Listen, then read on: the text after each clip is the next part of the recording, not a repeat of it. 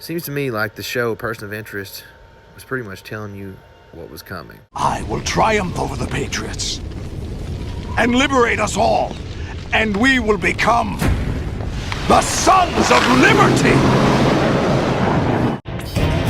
You are being watched.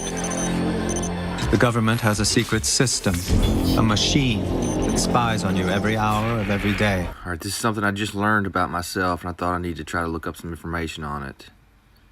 Marcula Center for Applied Ethics at Santa Clara University. Smart lampposts illuminating smart cities. An IoT ethics case study. In August 2008, a publication titled Smart Cities World featured an article on the development of smart street lighting in Hong Kong, leveraging IoT sensors fixed on the lampposts. The article explained the technology will enable real-time collection of city data such as weather, air quality, temperature, people and or vehicle flow related information for city management and the support of various applications of smart city initiatives. It will also provide services such as Wi-Fi hotspots, electric vehicle charging facilities, information dashboard for maps and directions, real-time traffic updates, and car parking vacancy space information. Smart lampposts are often adopted as a means to reduce energy use as well as to enhance public safety. A number of cities in the U.S. too have adopted versions that include microphones and related AI technologies. Los Angeles, for example, is reportedly equipping the streetlights with sensors that can detect gunshots or other noises that may pose a threat to public safety.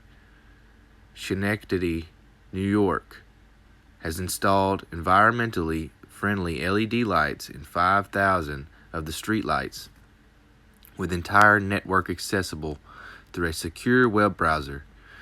When there are no cars or people on the street served by the light posts, the smart lights dim.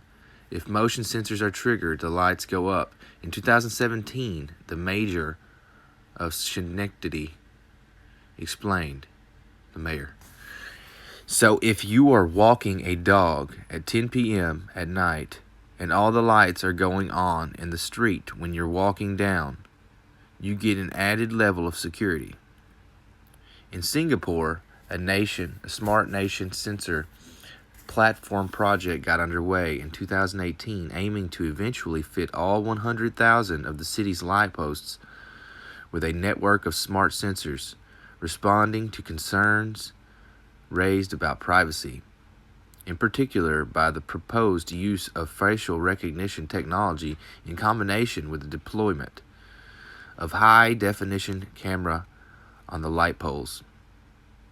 The deputy secretary of the program commented, "We have no plans to use it to probe into how people live their lives.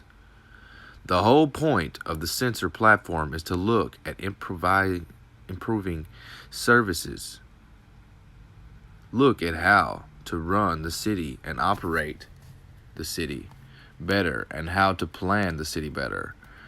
We have no plans to do moral policing or things like that." At least one local professor noted, however, that cybersecurity and data leaks could be bigger dangers.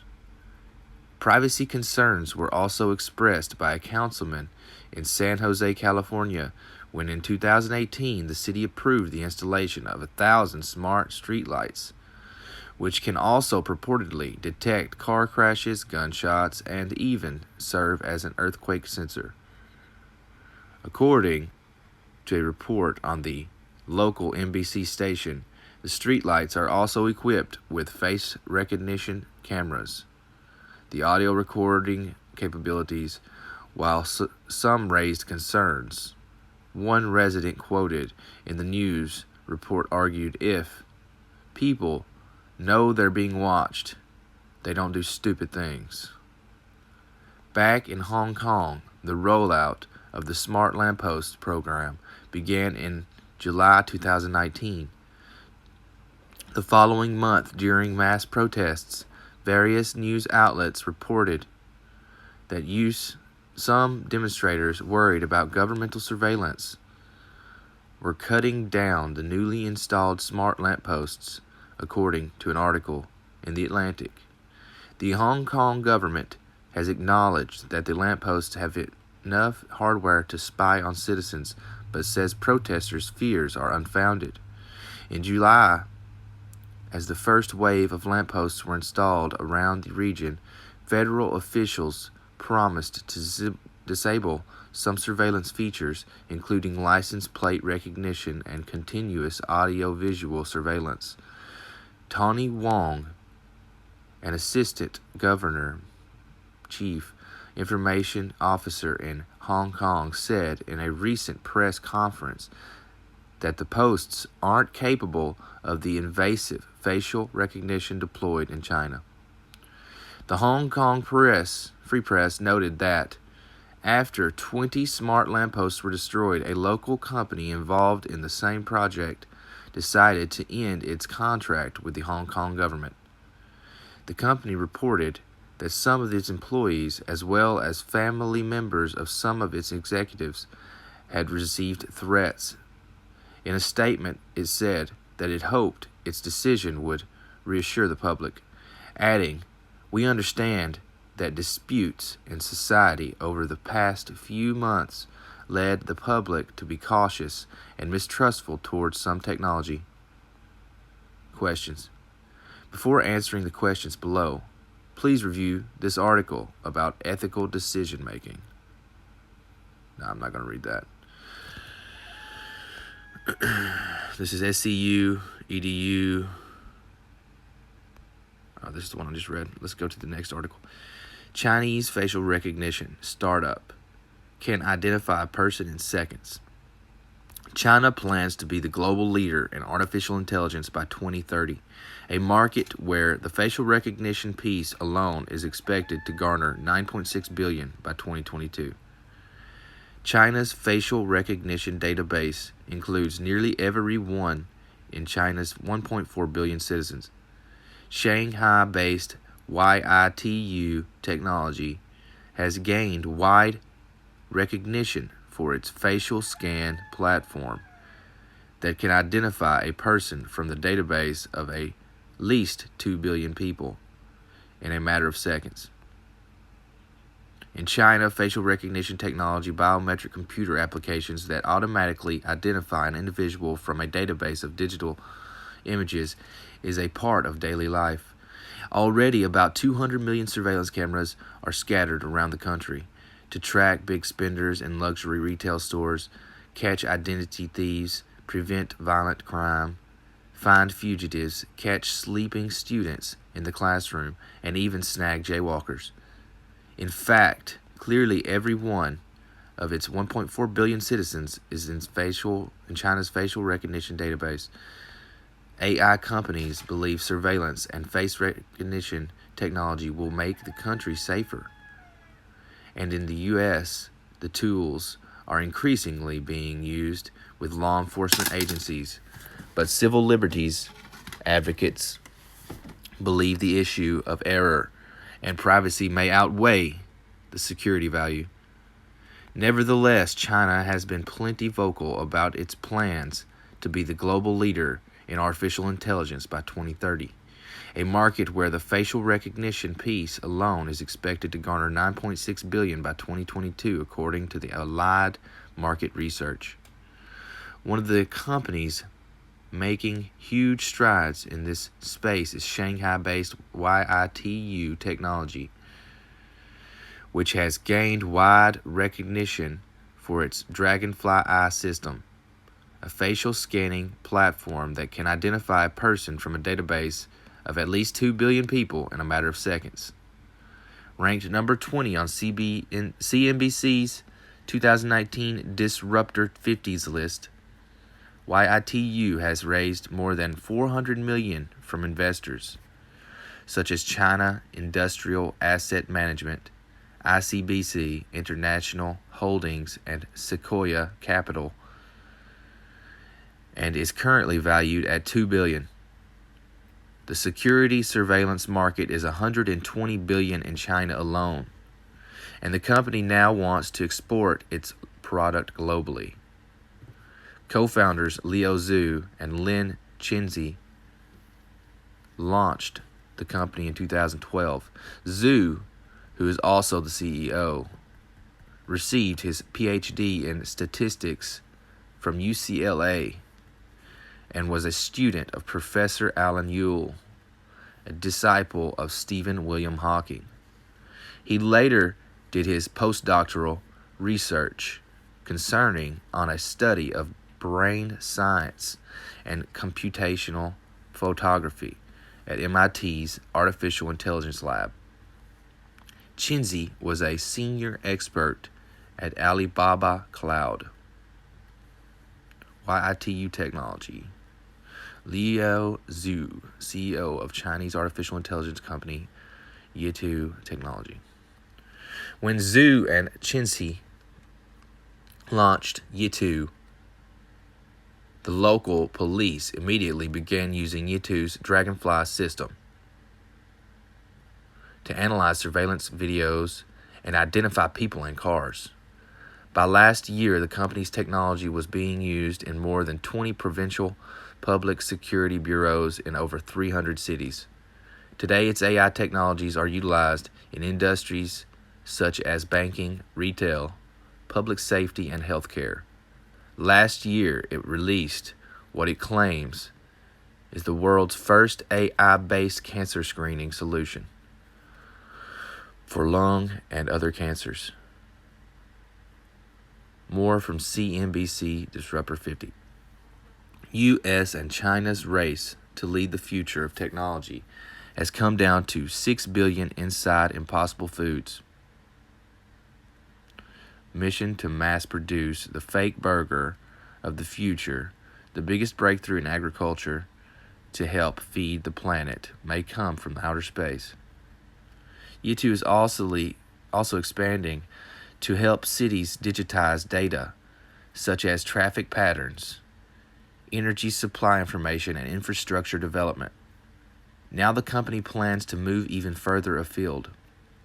In January, YITU opened its first international office in Singapore, where it plans to hire more than 50 researchers, and the company recently formed a strategic cooperation with the local government and various organizations in Britain in the fields of public safety, finance, and healthcare. Although YITU's track record is outstanding thus far, it won first place in the 2017 Facial Recognition Prize Challenge, organized by Intelligence Advanced Research Projects activity for its highly acclaimed facial recognition devices, which boasts a 95.5 accuracy rate. The company still has work ahead to become the facial recognition leader in China. Chinese startups Megvii Technology and SenseTime are considered to have the most powerful facial recognition system in the world. Backed by Alibaba Group, Megvii is known for its open source facial recognition platform called Face++, which more than 300,000 developers are currently using to build their own face detection programs. Valued at around $2 billion, Megvii recently raised $750 million in funds ahead of a planned initial public offering later this year, which could net as much as $1 billion. SenseTime, valued at $4.5 billion, just signed an agreement to build Malaysia's first AI park, a projected $1 billion project. How U.S. companies stack up. In January, a study compiled by the UN World Intellectual Property Organization found that China and the U.S. both dominate the AI industry, with both countries leading in patents and academic research. Tech giants IBM has the largest AI patent portfolio, with 8,920 patents, ahead of Microsoft's 5,930. Yet, with respect to facial recognition, there have been more than 900 facial recognition patents filed in China, almost 10 times more than the number of patents filed in the U.S., according to data analysts CB Insights. I think that systems of governments make a huge difference here, says Kara Frederick, Associate Fellow for the Technology and National Security Program at the Center for a New American Security, CNAS. China has really different corporate government practices than we do here in the United States. The U.S. faces stringent privacy laws in contrast to Article 7 and 14 of the National Intelligence Law of the People's Republic of China, which require intelligence cooperation between the Chinese citizens and their government. Systems of government make a huge difference here. China has really different corporate government practices than we do here in the United States. Recent reports claiming that half of all the U.S. adults are now on the facial recognition database has sparked notable controversy over privacy. Commercial companies have been slapped with more than 30 class action lawsuits from consumers in Illinois alone in 2017. Illinois was the first state to enact biometric informational privacy law in 2008, followed by the Texas in 2009 and Washington in 2017. And in March, U.S. Senators Brian Schatz, D. Hawaii, Democrat, and Roy Blunt, Republican from Missouri, introduced the Commercial Facial Recognition Privacy Act of 2019, bipartisan legislature that would prohibit private companies from sharing consumers' biometric data without obtaining their consent. In an even bolder move, San Francisco voted on Tuesday to make the city the first in the U.S. to ban police and other governmental agencies from using facial recognition technology, after supervisors voted 8-1 in favor of the Stop Secret Surveillance Ordinance, which will require city agencies to disclose current inventories of surveillance technology. Peter Trepp is CEO of California-based Face First, a facial recognition software platform that works with law enforcement and across several industries, including transportation and retail, to prevent theft, violence, and fraud. He believes the software providers have to be vigilant about security at all times. In his book, The New Rules of Consumer Privacy, Building Loyalty with Connected Consumers in the Age of Face Recognition and AI, he says, "We can't pretend that it is 1974 or even 2014. We have entered a new era that demands a new set of rules for both companies and customers. Government agencies, including the FBI, have been using facial recognition technology to identify threats and prevent crime for more than a decade. But now, through advances in artificial intelligence, facial recognition is expanding beyond law enforcement and into other sectors. Retailers across the country are integrating facial recognition technology into cameras to estimate a customer's age, gender, or mood, so stores can target them with ads on in-store video screens. Banks are relying on facial recognition software to improve security and eliminate fraud.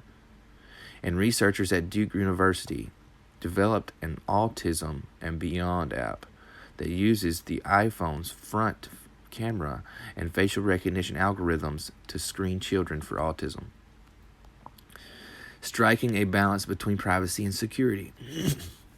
While Microsoft's facial recognition technology is still being developed in many of the latest smartphones, to strengthen the security of devices. The company is advocating for safeguards for people's democratic freedoms in law enforcement surveillance scenarios and will not deploy facial recognition technology in scenarios that we believe will put these freedoms at risk. Trepp says Face First is known for its performance in the wild, which involves detecting the presence of known criminals in retail stores, stadiums, airports, and other environments. Among the data sets Face First uses is the Labeled Face in the West, which is a database of face photographs designed for studying the problem of unconstrained face recognition, which closely resembles real-world situations. It is sponsored and managed by the Computer Vision Laboratory at the University of Massachusetts. The database is made up of 13,000 images, including variation in pose, lighting, expression, background, race, ethnicity, age, gender, clothing, hairstyle, camera quality, color saturation, and other parameters. Trepp said that latest accuracy score for this test is 99.97%. He recalls the fake beer delivery man as one of the most memorable cases. A man dressed in the uniform of a well-known beer brand had developed a scheme where he would pretend to deliver beer to grocery stores, but in reality he was stealing it. Once the retailer's loss prevention team caught on to the scheme, they were able to use face recognition to detect him the next time he struck and work with local police to make an apprehension. Yet Jake Laprecu, senior counsel at the Project on Governmental Oversight, isn't convinced the technology is accurate. A whole lot of technology here is really, really flawed, he says, especially for people of color and women. And as private tech companies continue to store such large photo databases, Laprecu fears that it only a matter of time before the government starts demanding access to those photos. Facial recognition is a privacy issue. It is a civil issue, breach issue. It is also a civil rights issue, he says. Correction. This story has been updated to reflect that Peter Trepp is the CEO of Face First. Joseph Rosenkratz founded the company in 2008 and held the position of chief executive until 2017. Well, there you have it. I have come here to chew bubblegum and kick ass. And I'm all out of bubblegum.